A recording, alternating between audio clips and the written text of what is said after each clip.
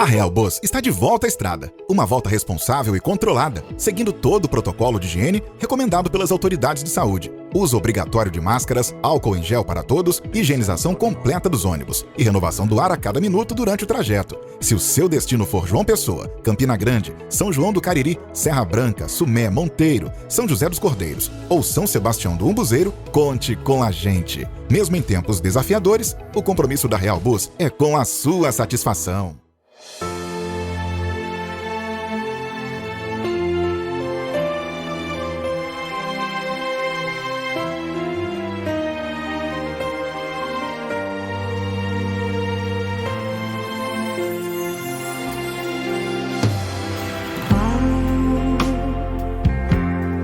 Há quanto tempo estás a conhecer o que acontece dentro em mim?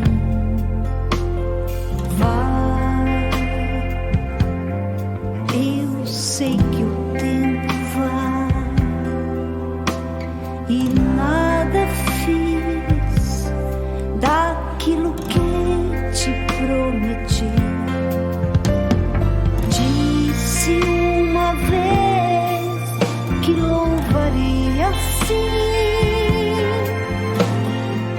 em prazer, mesmo em dias maus. E o que me fez chorar foi perceber, Senhor,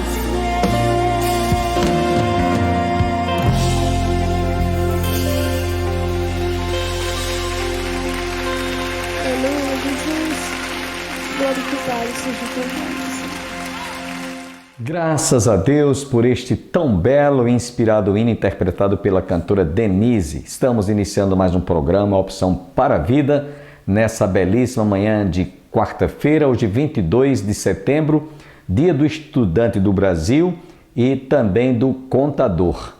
Dentro de instantes estaremos ouvindo mais uma mensagem que nós transmitimos em nosso templo e também você ainda ouvirá o reverendo Hernandes Dias Lopes, da Letra à Palavra, falando sobre angústia. Este é o mal do século.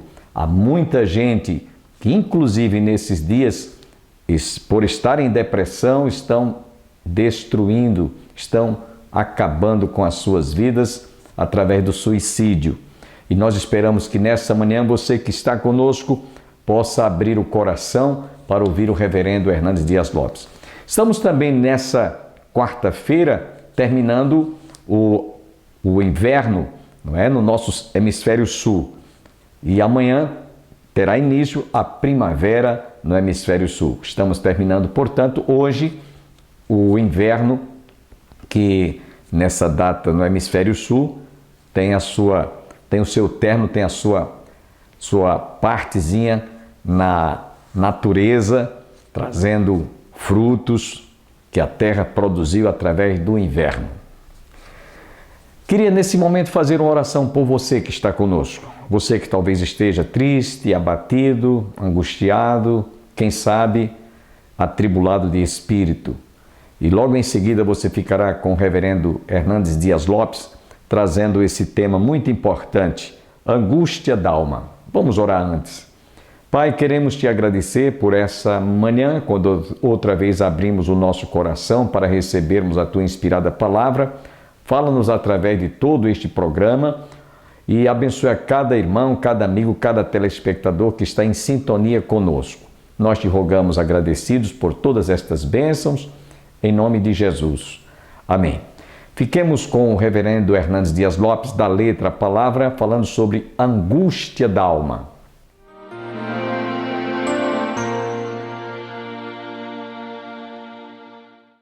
O suicídio é um dos maiores dramas sociais do Brasil e do mundo.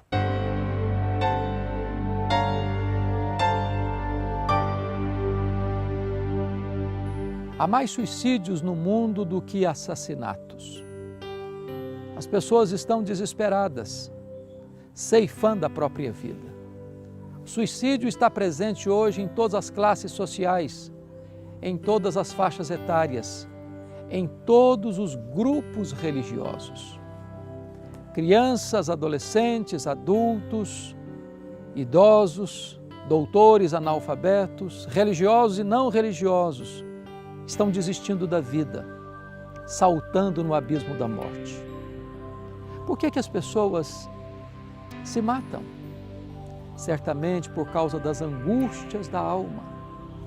Agora em São Paulo, nós estamos aflitos, a imprensa está divulgando isso, porque escolas conceituadas estão vendo alunos tirando a própria vida.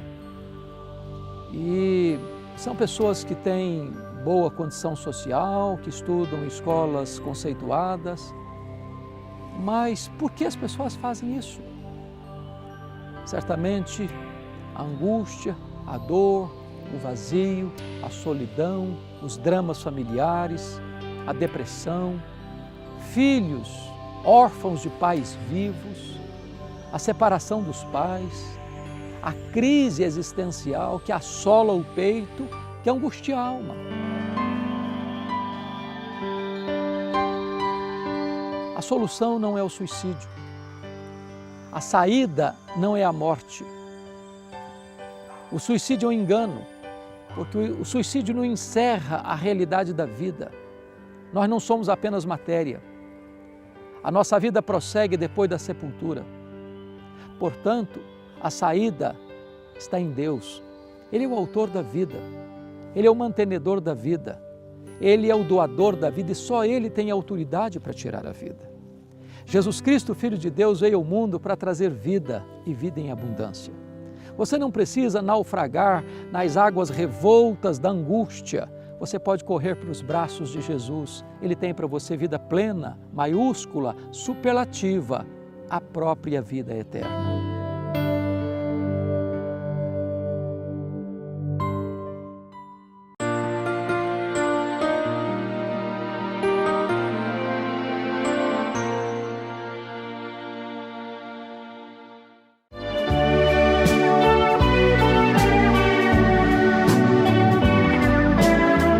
Deus criou o homem conforme a sua imagem e semelhança e colocou em cada coração algo que o homem precisa de apenas abrir o coração, no desbrochar como de uma flor, para ele contemplar a Deus como Criador de toda a obra da criação. E aí, enquanto ele não tem esse desbrochar, ele vai acreditar que o sol é Deus, que a lua é Deus, que a vaca é Deus, que o boi é sagrado, como na Índia. Eu estive num congresso na Coreia do Sul em 1995, eu já contei isso aqui para vocês várias vezes, e nós estávamos lá num pátio, onde estava uma imagem do Buda sentado de braços cruzados, pernas cruzadas, e lá estava uma bandeja de inox grande, e havia lá uma areia, quantidade de areia branquinha da cor da praia do mar, e as pessoas iam lá naquela bacia de inox, e eles compravam incensos e eles enfiavam naquela areia, e aquele incenso ele exalava um perfume, e as pessoas iam lá onde estava saindo aquela fumaça. Alguns chamavam a nossa atenção, eles abriam o bolso e como se estivesse querendo que a fumaça entrasse no bolso, outros levavam os ombros, as costas, outros a cabeça, outros levantavam os pés, e a gente perguntou à guia turística: por que esses estão fazendo isso? Um levanta o braço, outro balança a cabeça, outro levanta as mãos, outro levanta os pés, e outro botava o bolso. Ela disse: é que ela era budista, nós acreditamos que esse incenso que foi oferecido e consagrado a Buda, ele é milagroso, ele faz milagres. Aquele que abriu o bolso foi para que aquele incenso oferecido a Buda lhe desse prosperidade. Aquele que levantou as costas certamente está com reumatismo, que levantou a cabeça deve estar com sinusite. Então cada um, de acordo com as suas carências e necessidades, estavam ali acreditando que uma fumaça exalava, oferecido a Buda, exalava, a sua fumaça operava milagres. Conhecemos também naquele congresso internacional de pastores, conhecemos uma missionária que trabalhava numa das tribos na África, e ela compartilhou essa experiência. Ela tinha visto, e isso causou um impacto muito grande, porque ela disse: olha, eu tenho evangelizado tribos que adoram a ratos. O rato é consagrado como se fosse uma divindade, e as pessoas criam os ratos em casa, dão leite, dão comida, dão alimento. Não se pode matar um rato. Veja que ponto as pessoas chegaram. Então essa fé religiosa e espiritual, ela é cega, é absurda. Paulo, escrevendo aos Romanos no capítulo 1, nos diz que muitos acreditariam em répteis, quadrúpedes e aves, porque desprezaram a fé no Criador. Isso a gente está vendo hoje. Na Índia, a vaca é sagrada. Em alguns países, a cobra, a serpente é adorada como uma divindade. Esse tipo de fé é nociva, portanto, jamais levará o homem a ele conhecer a verdade. Por isso que Jesus disse: conhecereis a verdade, e a verdade vos libertará. Para muitos líderes religiosos em nossos dias, a fé sobre esse aspecto é uma fonte de renda. Tem gente aí se locupletando com rios e fortunas, aviões particulares, mansões, vivendo numa verdadeira mordomia às custas da fé dos incautos, explorando as pessoas, vendendo promessas e fazendo muitas promessas em troca de ter um retorno rentável. Eu lembro que isso não é novidade para os nossos dias. Isso não é coisa de agora, isso é coisa do passado. A gente vê isso lá no Velho Testamento. E eu quero citar apenas 2 experiências no Novo Testamento que o apóstolo São Paulo enfrentou. A primeira delas, quando Paulo estava em Seleucia, na sua viagem missionária, ele encontrou lá um mágico que fazia mágicas, que fazia magia, enviados pois pelo Espírito Santo desceram a Seleucia e ali navegaram para Chipre. Chegados a Salamina, anunciavam a palavra de Deus nas sinagogas judaicas. Tinham também João como auxiliar. Havendo atravessado toda a ilha até Pafos, encontraram certo judeu chamado mágico, falso profeta, de nome Bar Jesus, o qual estava com o procônsul Sérgio Paulo, que era homem inteligente. Repare bem essa expressão, era um homem inteligente, mas estava sendo enganado por um feiticeiro, por um mágico. Este, sendo chamado Barnabé, e Saulo diligenciava para ouvir a palavra de Deus, mas opunha-se-lhes Elimas o mágico, porque assim se interpreta o seu nome, procurando afastar da fé o procônsul, todavia, Saulo também, chamado Paulo, cheio do Espírito Santo, fixando nele os olhos, disse: ó filho do diabo, cheio de todo o engano e de toda a malícia, inimigo de toda a justiça, não cessarás de perverter os retos caminhos do Senhor? Pois agora eis aí está sobre ti a mão do Senhor, ficarás cego, não vendo o sol por algum tempo. No mesmo instante caiu sobre ele a névoa e a escuridade, e andando à roda procurava quem o guiasse pela mão. Então o procônsul, vendo o que sucedera, creu maravilhado com a doutrina do Senhor. Esse procônsul, ele tinha uma atração, ele fora atraído pela magia, pela mágica, como feitiçaria, bruxaria, macumba. Mas quando esse homem ouviu a palavra, os olhos dele foram abertos, caiu como que a verdade, ele estava agora diante daquilo, entre a verdade, o falso e o verdadeiro, o que ele abraçou, depois de ter sido esclarecido pelo apóstolo São Paulo, e vendo o milagre que Deus operara, colocando cegueira naquele mágico, ele abraçou a fé. É isso que nos diz. Então o procônsul, vendo o que sucedera, creu maravilhado com a doutrina do Senhor. E a outra passagem está lá em Atos 16 a 22, todos conhecem a história de uma moça que era usada por Satanás. O diabo fazia daquela moça bolinha, através de um espírito de demônios tomavam posse daquela moça, e ela era usada para fazer muitas coisas e dar grande lucro aos seus senhores. Diz o texto, Atos 16, aconteceu que indo nós para o lugar de oração, nos saiu ao encontro uma jovem possessa de espírito adivinhador, a qual adivinhando dava grande lucro aos seus senhores. Olha aqui, dinheiro corria, muito dinheiro, dava grande lucro aos seus senhores. Seguindo a Paulo e a nós, clamava dizendo: estes homens são servos do Deus Altíssimo e vos anunciam o caminho da salvação.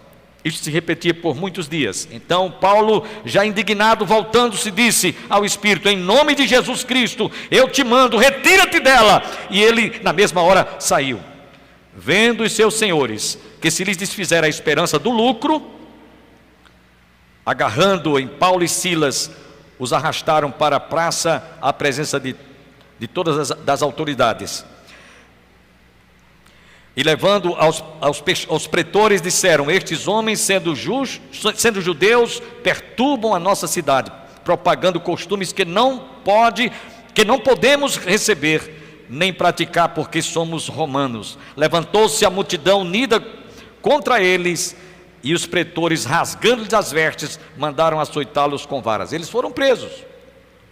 O crime deles foi libertar uma moça que era oprimida. Satanás tomava posse daquela moça, mas que naquele encontro com o apóstolo São Paulo, ela foi liberta. Mas houve um milagre também adiante. Nós vemos que através da prisão de Paulo e Silas, lá naquele presídio, um carcereiro se converteu, e toda a sua casa e toda a sua família. Depois Paulo ainda teve a oportunidade de estar realizando um trabalho com uma mulher riquíssima chamada Lídia, vendedora de púrpura.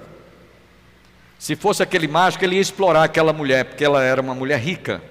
Mas como Paulo fez, num momento de oração, levou aquela mulher a conhecer Jesus e ela se converteu, e mais tarde ela foi, portanto, uma bênção no ministério do apóstolo São Paulo. Vejam bem, irmãos, por que nós estamos citando esses exemplos? Para mostrar que não é coisa nova hoje não, isso não é novidade não.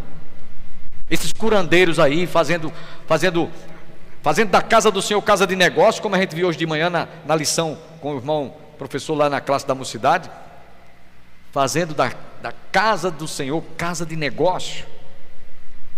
Há muita gente enganada por acreditarem nesses exploradores da fé. Por isso Jesus disse: quando o Filho do Homem vier, porventura achará fé na terra? Foi Jesus quem disse isso. Sabe por quê?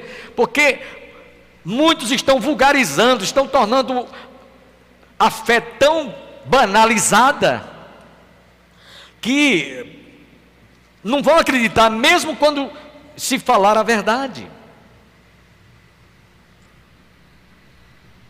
Então esse segundo aspecto da fé religiosa e espiritual, ela também é danosa, é prejudicial, porque ilude, engana, ludibria as pessoas. Mas nós vamos ver agora o que é que nos diz a palavra de Deus, ainda dentro desse aspecto que você vai convir comigo. Essa fé, esse terceiro aspecto da fé teológica, transcendental, que a Bíblia apresenta. E aí vamos agora voltar para o texto. Ora, a fé é a certeza de coisas que se esperam, a convicção de fatos que se não veem, pois pela fé os antigos obtiveram bom testemunho. Não há como se fugir de realidades que aconteceram no coração e na vida, não só dos homens e de mulheres, mas inclusive de uma nação chamada Israel, nos momentos mais difíceis, nos momentos mais cruciantes, em que o povo exerceu fé no Deus de Abraão, no Deus de Isaac, no Deus de Jacó, e eles viram proezas, sinais e maravilhas.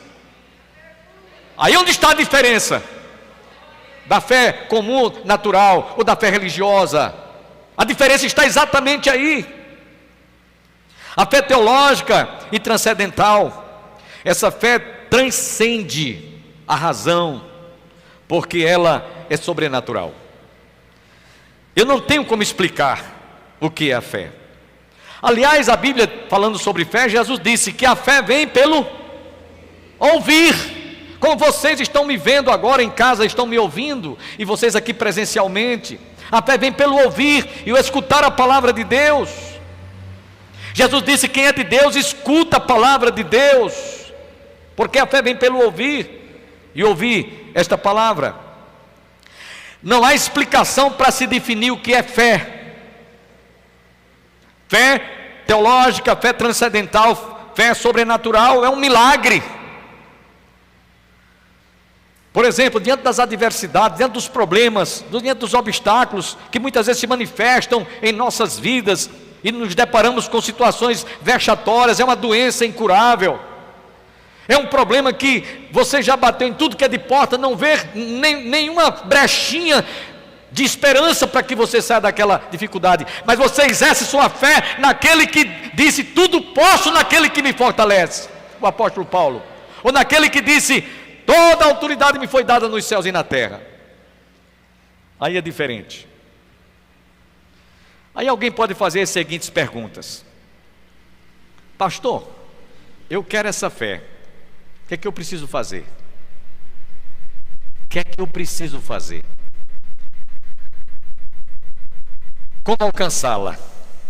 Que tamanho é essa fé, pastor?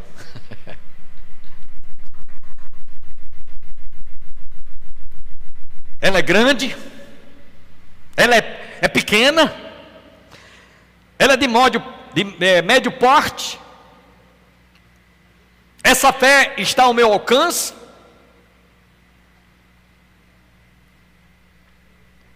A resposta é que nem ela está fora do alcance de ninguém, e que ela não é tão grande como alguns imaginam. E aí eu vou pedir agora 3 oficiais aqui, por favor, 3 diáconos, rapidinho venham aqui, 3 diáconos. Eu vou pedir para que vocês passem aí o que Jesus tomou como ilustração o tamanho da fé. Vai passando de banco para banco. Aqui, outro aqui. Outro diácono também, pode me... Pronto. Bom, por favor, me ajudem aí. Você vai ver o que é o tamanho de uma fé, comparado por Jesus. Foi Jesus quem comparou, não sou eu. Passa de banco, de mão em mão. É esses grãozinhos aí. Jesus disse, se tiverdes fé do tamanho de um grão de mostarda, um tamanho de mostarda, é isso aí, esse grãozinho aí. Foi Jesus quem disse. Não precisa você ter uma fé grande, robusta, não. Pode ser minúscula como esse grãozinho de mostarda. Pois bem, essa fé vem pelo ouvir, e ouvir a palavra de Deus. Agora preste atenção, o apóstolo São Paulo nos diz, escrevendo aos Romanos 10:17, que a fé vem pelo ouvir, e ouvir a palavra de Deus, conforme já citamos. Porque esta fé, ela é um dom de Deus. Amém? É isso que nos diz Paulo escrevendo aos Efésios capítulo 2, versículo 8. Pela graça sois salvos mediante a fé, isto não vem de vós, é dom de Deus. A fé é um dom de Deus, não é fruto do esforço humano, ou de sabedoria, ou de talvez alguém que se aprofundou e pesquisou e chegou à conclusão de que a fé é assim. Eu não posso definir a fé, porque é um dom de Deus. A fé vem pelo ouvir, ouvir a palavra de Deus. Essa fé teológica, transcendental e sobrenatural, é Deus quem nos oferece, e Ele espera que nós abramos o coração para que nós creamos nele. Essa fé é verdadeira, ela é genuína, ela faz a diferença, é um contraponto dessas variedades de poucos e de muitos que estão desprezando a fé verdadeira, e muitos estão abraçando a fé naquilo que não é real. No texto que nós lemos, em todo o capítulo, como eu já disse a vocês, ele cita 31 vezes a palavra fé, mostrando, foi assim que fulano venceu, foi assim que fulano obteve a vitória, foi assim que Cicrano, foi assim que Deus livrou, foi assim que Deus guardou, foi assim que Deus protegeu. Nós vemos aí as evidências da fé real, da fé verdadeira, da fé genuína. Por isso que nós demos o título a esse sermão, Fundamentos da Fé. Na Bíblia, meus irmãos, nós encontramos inúmeros exemplos mesmo, de homens e mulheres que exerceram a fé nesse Deus que opera maravilhas. E nesse versículo que nós lemos aqui, primeiro, nós encontramos a definição de fé. Ora, a fé é a certeza das coisas que se esperam e a convicção de fatos que se não veem, pois pela fé os antigos obtiveram bom testemunho. Essa é a definição bíblica do que é fé. E aí eu quero contar aqui uma história para que vocês entendam como a fé ela tem lições. Conta-se que um ateu estava na beira da praia e viu uma criança. Quando está na beira da praia, ela fica fazendo aqueles buracos, né? Traz num baldinho água ali. Então tinha uma criança que estava fazendo isso e aquilo chamou a atenção daquele ateu. E foi até a criança, disse: meu filho, depois de muito tempo, o menino ia lá, pegava um baldinho d'água, trazia, botava dentro do buraco. E aí aquele ateu disse: meu filho, eu estou aqui há muito tempo observando que você vai, incontáveis vezes, traz água para botar aqui dentro. Por que você está fazendo isso? A criança disse: eu estou tentando colocar toda a água do oceano aqui dentro. Eu disse: mas isso é impossível. A criança respondeu: assim como é impossível o senhor querer provar que Deus existe, que Deus não existe. Que lição, né? Que lição aquela criança deu para aquele ateu? O senhor está dizendo que não é possível eu colocar toda a água do oceano aqui dentro? assim também é impossível o Senhor provar a não existência de Deus. Meus irmãos, as pessoas estão muitas vezes trocando o certo pelo duvidoso, o que é verdadeiro por aquilo que é mentira. E sabe quem é que consegue fazer isso? Satanás, que é o pai da mentira. Ele é quem consegue enganar as pessoas, ao ponto de até dizer que o comunismo é uma maneira boa de se praticar a unidade de todos serem iguais. Mas vejam, irmãos, esses países comunistas, eles são, é um país, muitos deles são países que eles desenvolvem a democracia para tirar proveito para eles. Eles tiram proveito, desenvolvem aquilo que é democrático num capitalismo, mas para aqueles que estão na crista da onda, um puro engano, para toda a população morram de fome, sejam escravos, se tornem escravos nossos. Isso é comunismo. E as pessoas estão aí, muitas pessoas estão acreditando nisso. Aí o fim deles é uma Venezuela. O fim deles é uma nação, é um estado como Cuba, ou a própria nação do dragão vermelho, em que as pessoas são escravas de um capitalismo selvagem apenas para aqueles que estão na crista da onda. Espero que você, telespectador, amanhã continue conosco para ouvir a continuidade desta mensagem. Desejamos a todos um dia abençoado, que todos fiquem com Deus, um dia debaixo da proteção de Deus, sob a direção do Espírito Santo de Deus e sobre a orientação da sua palavra. É o que eu desejo a todos vocês. Até amanhã.